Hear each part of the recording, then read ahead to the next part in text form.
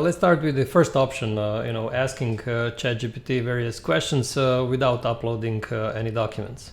So let's start first with some, let's say, general questions, easier questions. What are the main clauses in ISO 27001? Let's see what it answers. And yeah, I think the answer is right. Yeah, so clauses 4 to 10 are the main clauses, and it did actually answer this correctly. There is this Annex A. So the answer here is correct. Okay, let's ask another question, also more general. So how many controls are there in the ISO 27001? It should know. Actually, it already answered up, but just to check. Okay, so 93 controls. In the older version, 114 controls. Okay, so basically these answers are correct. Now let's see how it answers a little bit tougher questions.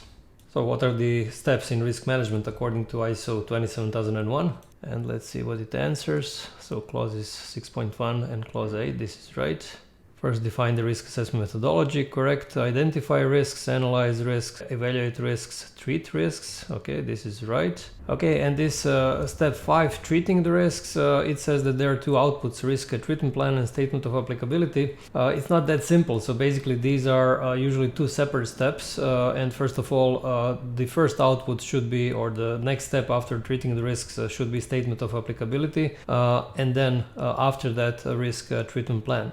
And basically this statement of applicability is not based only on treating the risks, it's also based on requirements of third parties. So I would say that generally this answer is fine, but these steps, which are, by the way, very important, are not, I would say, entirely correct, especially because the certification auditor will spend a large amount of time actually using this statement of applicability. So you have to be very careful how this is written. Okay, let's see some other questions related to statement of applicability. So how to implement a statement of applicability. Let's see if it understands correctly how this is done.